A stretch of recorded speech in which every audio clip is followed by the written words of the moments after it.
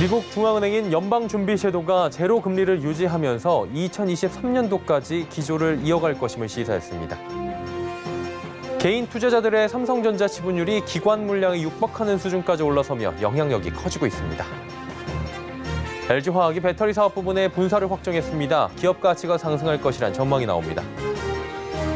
서울 부동산 시장의 상승세가 꺾인 가운데 곳곳에서 신고가 거래와 급매가 혼재돼 나타나고 있습니다. 센 경제 라이브 시작합니다.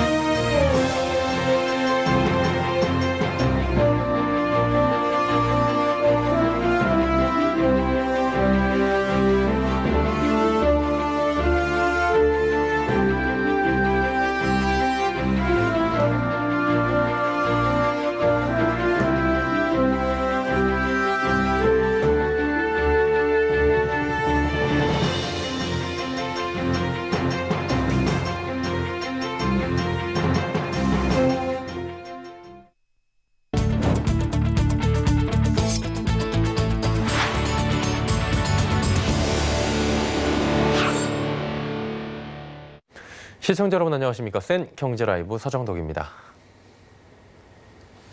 미국 연방준비제도가 현지 시간으로 16일 오는 2023년까지의 현행 제로 금리를 유지할 것임을 시사했습니다. 또 경기 회복 과정에서 일정 기간 물가가 목표치인 2%를 넘어서더라도 이를 허용할 수 있다는 평균 물가 안정 목표제 도입을 명시하고 최대 고용 달성 시점까지 현 금리 수준을 유지할 것이란 기조를 예고했습니다. 연준은 이날 연방공개시장위원회 정례회의 후 내놓은 성명에서 기준금리를 동결한다고 밝혔습니다. 연준은 성명에서 노동시장 조건이 최대 고용평가와 부합하는 수준에 도달하고 물가가 2%까지 오르며 일정 기간 2%를 완만하게 넘어서는 궤도에 도달할 때까지 현 금리 상태를 유지하는 것이 적절하다고 예상한다 밝혔습니다. 올 들어 국내 기관 투자자들이 삼성전자 주식을 매도한 반면 개인 투자자들은 적극적인 매수에 나섰습니다. 개인들의 삼성전자 지분율이 기관 물량에 육박하는 수준까지 올라선 겁니다.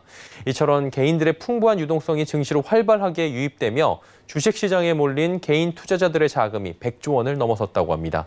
김혜영 기자입니다. 이른바 동학개미로 불리는 개인 투자자들이 올해 삼성전자를 떠받쳤습니다. 기관이 올해 들어 삼성전자의 주식 7,300만 주를 팔아치운 데 반해 개인은 1억 4,705만 주를 사들인 겁니다. 이에 국내 기관의 삼성전자 지분율은 7%로 떨어진 반면 개인의 보유 비중은 6.1%로 올랐습니다. 외국인을 제외하면 삼성전자의 주가 향방을 결정하는 데 개인 투자자들의 영향력이 상당히 커진 셈입니다. 뿐만 아니라 개인 투자자들의 활발한 주식시장 참여는 다양한 수치로 확인되고 있습니다. 올해 주식시장에 몰린 개인 투자자들의 자금이 100조 원에 달하는 것으로 나타났습니다. 개인 투자자는 올해 들어 어제까지 유가증권 시장에서 43조 5천여억 원, 코스닥 시장에서 12조 3천여억 원을 각각 사들였습니다. 해외 주식 투자도 활발합니다. 지난 14일까지 개인의 해외 주식 순매수 금액은 약 16조 원으로 집계됐습니다. 주식 매수를 위한 대기성 자금인 예탁금도 56조 6,921억 원으로 지난해 말보다 29조 2천억 원가량 늘었습니다. 이처럼 시장에 유입된 자금이 100조 원을 웃돌며 개인들의 주식시장 참여도와 영향력이 나날이 커지고 있습니다. 서울경제TV 김혜영입니다. LG화학이 전기차 부문에서 세계 1위를 달리고 있는 배터리 사업의 분사를 확정했습니다. 이 소식과 함께 오늘 LG화학의 주가는 약 6% 하락하며 마감했는데요. 향후 주가 전망에 투자자들의 관심이 쏠리고 있습니다. 서청석 기자입니다.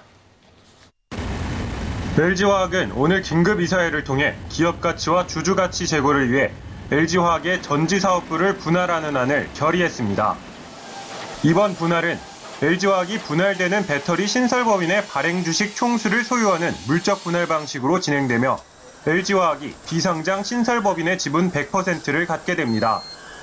LG화학은 이번 분사에 대해 배터리 산업의 급속한 성장과 전기차 배터리 분야의 구조적 이익 창출이 본격화되고 있는 현재 시점이 회사 분할의 적기라고 판단했다고 말했습니다. LG화학의 배터리 부분 분사 소식이 전해지며 17일 LG화학의 주가는 64만 5천 원으로 이틀 연속 하락 마감했습니다. 간판 사업이 떨어진다는 불안감에 매도가 이어진 건데 전문가는 기업 가치가 떨어진 것은 아니라고 판단했습니다. 비정상 가치에 대해서 디스카운트 될 수 있겠지만 만약에 IPO를 한다라고 치면은 단일 사업 부문으로서 기존에 섞여 있던 거에서 봤던 디스카운트 자체는 해소가 될 수가 있잖아요. 그래서 오히려 조금은 밸류에이션 측면에서 봤을 때는 조금 올라갈 수 있는 업사이드는 충분히 있다라고 보고 최근에 주가 급락 가치는 좀 과도하다고 일단 평가를 하고 있습니다. 네. LG화학 역시 회사 분할에 따라 전문 사업 분야에 집중할 수 있고 경영 효율성도 한층 증대되어 기업 가치 및 주주 가치를 한 단계 끌어올릴 수 있을 것이라고 설명했습니다. LG화학은 배터리 사업 분할을 위해 다음 달 30일 임시 주주총회 승인을 거친 뒤 12월 1일 배터리 사업을 전담하는 신설법인을 출범할 예정입니다. 서울경제TV 서청석입니다. 부동산 시장이 전반적으로 안정세를 보이고 있는 가운데 여전히 곳곳에선 신고가 거래와 급매 거래가 나타나고 있다고 합니다. 서울 아파트 시장의 경우 상승폭이 확연히 줄어들긴 했는데 하락 전환까지는 시간이 좀 더 걸릴 수 있다는 목소리도 나옵니다. 정창신 기자입니다. 한국감정원 조사에 따르면 이번 주 서울 아파트값 변동률은 0.01%를 기록했습니다. 4주 연속 보합을 이어가면서 급등하던 집값이 차츰 안정을 찾아가고 있습니다. 다만 강남구는 수서동 신축 위주로, 강동구는 9억 원 이하 주택 위주로 올랐습니다. 송파와 서초구는 단지별로 상승과 하락하는 모습이 나타나며 혼조세를 보이고 있습니다. 실제 송파구 잠실주공 5단지 전용 82.51제곱미터는 지난달 24억 6,100만 원에 거래됐습니다. 신고가를 기록한 겁니다. 지난달 거래 실적은 아직 단 한 건에 그치고 있어 추세로 보긴 어렵지만 업계에선 신고가 기록에 주목하고 있습니다. 반면 강서구 등촌동 등촌 1, 2단지 주공아파트 전용 41.85제곱미터의 경우 이달 초 5억 7천만 원에 거래됐습니다.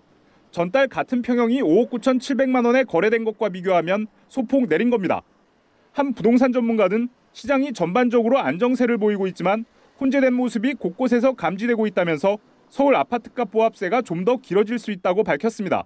서울경제TV 정창신입니다.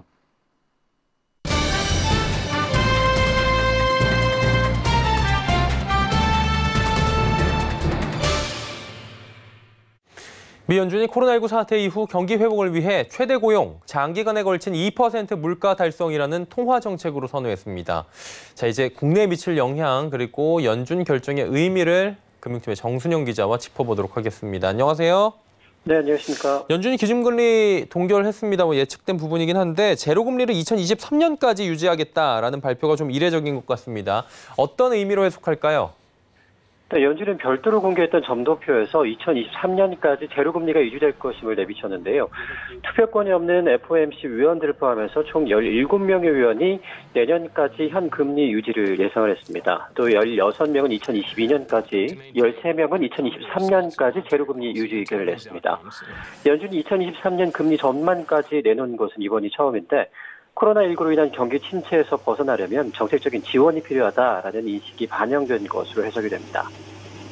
연준은 코로나 이후에 기준금리 1%포인트 대폭 인하한 뒤에 계속해서 제로금리를 지금 유지를 하고 있는 겁니다. 성명도 수정 발표했는데 이 부분은 어떻게 저희가 이해할까요?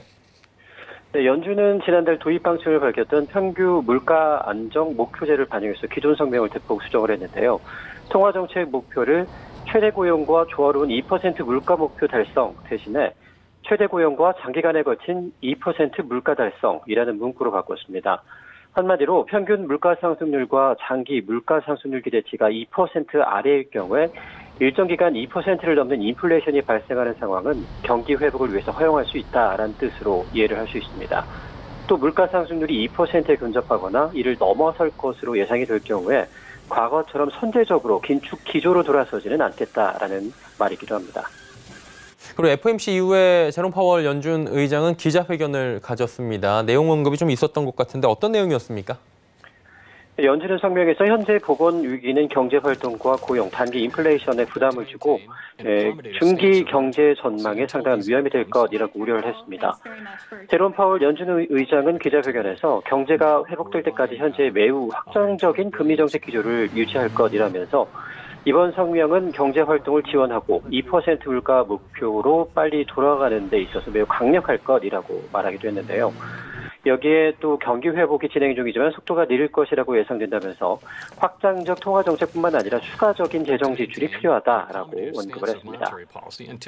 전문가들은 이번 발표에 대한 해석이 어떨지 궁금한데 경기 회복에 좀 효과가 있을 것으로 봅니까?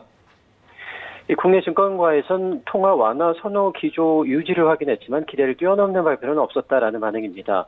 2023년까지 금리 동결 기조는 어느 정도 예상했던 부분이라는 건데요. 쓸 수 있는 정책의 여지는 있지만 당장 쓰지는 않겠다라는 의미로 지금 수준만 해도 충분하다라고 해석할 수 있는 분석입니다. 또 연준의 수정 경제 전망을 보면 2022년에서 23년으로 넘어갈수록 목표 달성이 오히려 어려워질 것으로 보여서 연준 스스로 달성하기 어려운 목표를 설정하는 것이라는 평가도 나오고 있는데요.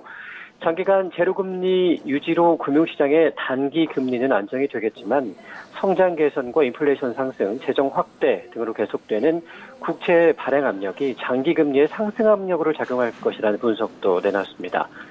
사상 최저 수준인 0.5%로 기준금리를 내린 한은도 이 상당 기간 동결 기조를 끌고 갈 것이라는 관측이 나오고 있습니다. 연준의 완화적인 통화 정책 기조 장기화 역시 금융 불균형 부담에도 금리 동결을 장기화하는 배경으로 작용할 것으로 예상하고 있습니다. 근데 연준의 발표가 좀 모호하다 표현 자체가 이런 분석들도 좀 있는 것 같아요. 일각에서는 언제든 바뀔 수 있다라는 것 같은데 어떻습니까 이 부분은? 네, 브라이언 차파타 블룸버그 통신 칼럼니스트는 기고문에서 연준의 지침이 모호함으로 가득 차 있다라고 평가를 했습니다. 연준이 막상 금리 정책을 전환할 때가 되면 언제든지 입장을 쉽게 바꿀 수 있도록 장치를 마련했다는 얘기인데요. 이 완만하게 2%를 초과했다는 것이 2.2%인지 2.5%인지 또 일시적이라는 게 6개월을 뜻하는 건지 1년인지 여러 해석이 가능하다는 겁니다. 파월 의장 역시 취재진의 질문에 완만하게는 크지 않다는 뜻, 일시적이라는 건 영구적이지 않다는 뜻이라는 식의 애매모호한 답변을 내놓기도 했습니다. 실제로 이날 미국 국채시장은 미온적인 반응을 보였는데요. 단기물 국채 금리는 보합권을 기록한 한편 30년물 금리는 소폭 올랐는데 장기물 중심으로 국채 매입 정책 전환 얘기가 나오지 않은 영향이 큰 것으로 풀이가 되고 있습니다. 연준이 정책을 경기 부양에 지금 계속해서 맞추고 있는 데는 회복 조짐이 나타나고 있음에도 고용시장 등 아직 갈 길이 좀 멀다라는 판단이 작용한 듯 싶습니다. 효과가 좀 잘 나타나길 지켜보도록 하겠습니다. 오늘 말씀 잘 들었습니다. 금융팀의 정순영 기자였습니다. 고맙습니다. 고맙습니다.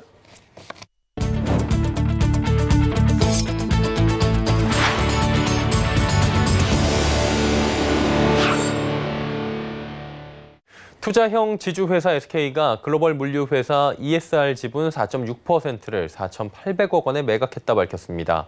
SK는 보유 지분 11% 중 일부인 1억 4천만 주를 주당 22.50 홍콩달러에 블록딜 방식으로 넘겼다 설명했습니다. SK는 ESR이 상장되기 전 2018년 8월과 2018년 9월 두 차례에 걸쳐 약 4,900억 원을 투자했는데 이번 계약으로 투자 원금 대부분을 회수하고도 여전히 지분 6.4%를 보유하게 됐습니다. 코로나19 사태가 장기화되며 코로나로 인한 우울감을 호소하는 이른바 코로나블루가 사회적 문제로 부상한 가운데 이를 극복하기 위한 다양한 노력이 생기며 새로운 소비 트렌드가 생겨났다고 합니다.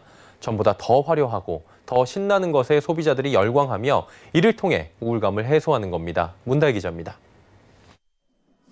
빨강, 파랑, 초록, 형형색색 원색의 옷들이 눈길을 사로잡습니다. 최근 패션업계가 코로나19로 지친 소비자들에게 활력을 불어넣어주기 위해 내놓은 화려한 상품입니다. CJ ENM 옷쇼핑 부분 패션 브랜드 칼라거펠트 파리스는 올 가을과 겨울 시즌을 위해 기하학적 패턴과 레드와 민트, 그린 등 밝은 색을 사용해 소비자 공략에 나섰습니다. 트위드 제품은 9개에서 11개의 각기 다른 색의 실을 사용해 화려함을 강조했고 가디건에는 도트 패턴을 넣어 경쾌한 분위기를 줬습니다. 삼성물산 패션 부분 빈폴 액세서리도 그린과 블루, 파스텔 톤의 핑크 등 다채로운 컬러로 구성된 가을 컬렉션을 출시했습니다. 이처럼 패션업계는 가을 컬렉션에 코로나 블루로 날린 화려함을 더하고 있습니다. 밝은 색상과 화려함으로 스타일링에 생기를 주고 기분 전환을 야기한다는 겁니다. 좀 재미있는 컬러감이나 좀 화려한 색감들을 보면서 좀 더 기분 전환이 될 수 있고, 이전에 뭐 블랙 컬러들이 그래도 메인을 차지했었다면 요즘에는 그래도 색감 있는 컬러들이 1, 2번을 다툴 정도로 요즘에는 화려한 컬러감을 좋아하는 추세. 뷰티업계에도 이러한 트렌드가 퍼지고 있습니다. 코로나19로 마스크 착용이 일상화되면서 입이나 피부 화장은 생략하는 대신 눈매를 화려하게 강조하는 화장법이 뜨고 있습니다. 최근 한 달간 CJ 올리브영의 눈 화장품 매출은 지난해에 비해 12% 늘었고, GS 리테일 랄라블라의 색조 화장품 중 눈 화장 제품이 차지하는 비중도 달라졌습니다. 눈 화장 제품은 51.0%로 지난해에 비해 7.5% 늘며 가장 큰 비중을 차지했고, 반면 지난해 가장 큰 비중을 차지했던 입술 제품은 지난해 48.6%에서 올해 40.5%로 줄었습니다. 우울감을 달리는 친숙하고 경쾌한 디스코풍 음악도 인기를 끌고 있습니다. 코로나19 시기에 활력을 전파하고 싶은 염원을 담은 방탄소년단의 디스코풍 노래 다이너마이트는 미국 빌보드 메인 싱글 차트 핫 100에서 2주 연속 1위를 차지했고, 가수 겸 프로듀서 박진영이 보컬을 재해석해 선보인 유로 디스코풍 노래 When We Disco는 각종 국내 음원 차트 1위를 달성했습니다. 1970년대 두 차례 오일 쇼크로 인한 세계적인 불황기의 탄생에 서구인들의 지친 심신을 달래줬던 디스코 음악이 코로나 시대를 맞은 현대인들에게도 같은 역할을 하며 호응을 얻고 있다는 해석입니다. 서울경제TV 문다입니다. 2030 세대가 증여받은 주택과 빌딩 규모가 3조 원을 넘어선 것으로 나타났습니다. 김상훈 국민의힘 의원이 국세청으로부터 제출받은 최근 5년간 세대별 부동산 수중 현황 자료에 따르면 2018년 2030 세대가 물려받은 건물 건수는 14,602건으로 집계됐습니다. 증여 액수는 3조 1,596억 원에 달했고, 증여 건물 건수와 액수 모두 최근 가장 높은 수준을 기록했습니다. 증여액 증가폭은 2017년 이후 가파르게 상승하고 있는 것으로 조사됩니다. 추석 연휴를 앞두고 택배 배송에 비상이 걸렸습니다. 택배 노동자들이 과도한 업무 부담을 호소하며 다음 주 월요일부터 배송 전에 하는 분류 작업을 하지 않기로 결정한 겁니다. 택배 노동자 과로사 대책위원회는 오늘 전국 4천여 명 택배 기사들이 21일부터 택배 분류 작업 거부에 돌입한다고 밝혔습니다. 조합원 대상 투표 결과 95%가량이 분류 작업 중단에 찬성한 것으로 나타납니다. 분류 작업이 멈추게 되는 택배사는 CJ 대한통운과 로젠, 한진, 롯데 글로벌 로지스 등 4대 택배사와 우체국 택배 등입니다. 이는 전국 택배 노동자들의 약 10분의 1 규모로 추석 명절을 앞두고 물류 대란에 대한 우려가 나옵니다. 내년 1월부터 새롭게 취득하는 분양권은 주택수에 포함됩니다. 다만 현재 보유하고 있는 분양권은 해당되지 않습니다. 분양권을 내년 6월 1일 이후 양도하는 경우 조정 대상 지역 여부와 상관없이 2년 이상 보유했을 경우 60%의 세율을 적용받게 됩니다. 국세청은 오늘 이 같은 내용을 담은 부동산 4법 등 주요 개정 내용을 백문백답 형식으로 작성해 홈페이지와 홈택스 시스템에 공개했습니다.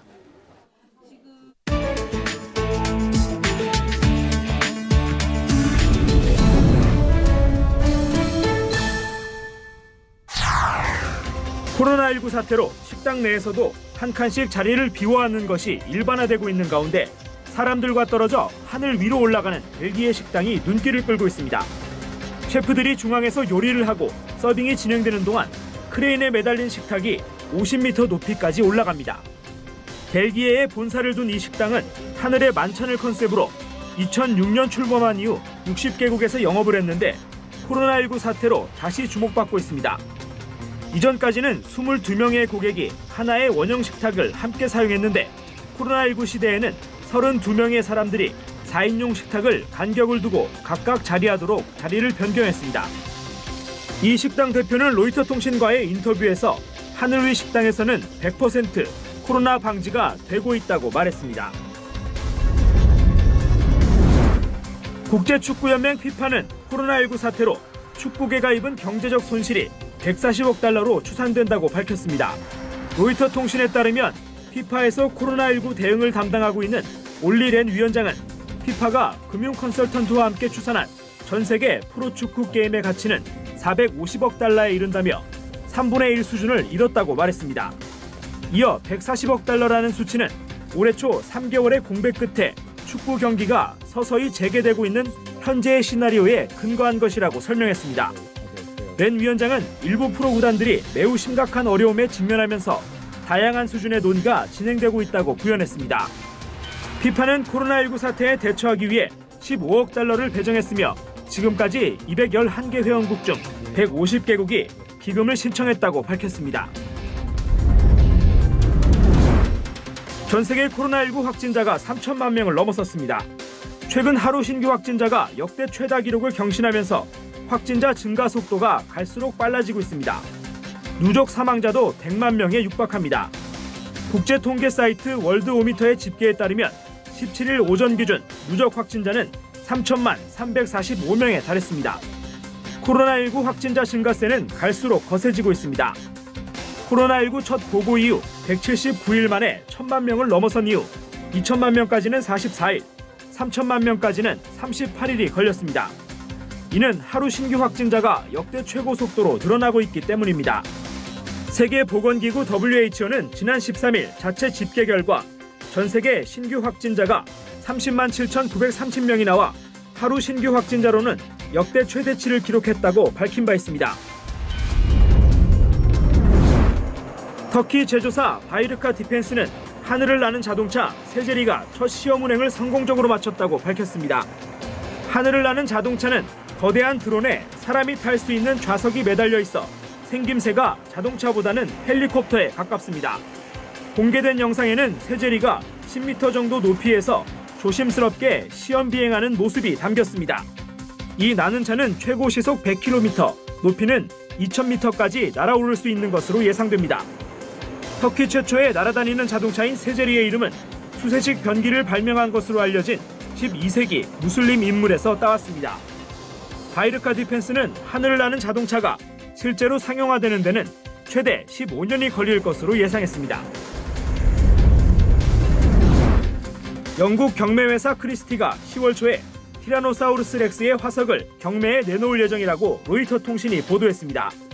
대표적인 육식 공룡으로 공룡의 왕으로 불리는 티라노사우루스의 화석은 대부분 박물관과 사설기관에서 소장하고 있습니다. 크리스티는 이번 경매가 개인 수집가나 기관이 티라노사우루스를 취득할 수 있는 기회라고 홍보하고 있습니다. 이와 함께 경매일까지 뉴욕 맨하튼에서 이 공룡 화석을 전시할 계획입니다. 크리스티는 대중들에게 록펠러 센터에서 40피트 길이의 화석을 볼 수 있는 기회를 제공하면서 코로나19로 어려움을 겪는 도시에 영혼을 불러일으키는 데 도움이 될 수 있다고 말했습니다. 크리스티는 이 공룡의 가치를 600만 달러에서 800만 달러 사이로 추정했습니다. 미국의 유명 래퍼 카디비가 남편인 오프셋을 상대로 이혼 소송을 제기했다고 로이터 통신이 보도했습니다. 보도에 따르면 파경 이유는 남편인 오프셋의 계속된 불륜인 것으로 전해졌습니다. 카디비와 오프셋은 2017년 9월에 결혼했지만 결혼 3개월 만에 오프셋의 불륜 사실이 알려진 바 있습니다. 이후에도 남편의 불륜이 계속되면서 카디비는 지난달 22일 이혼 신청을 한 것으로 알려졌습니다. 카디비는 딸의 양육권과 양육비를 요구하고 있으며 재산을 모두 공평하게 나눠줄 것을 주장하고 있습니다. 두 사람은 현재 별거 상태이며 오는 11월 4일 법정에 서게 됩니다.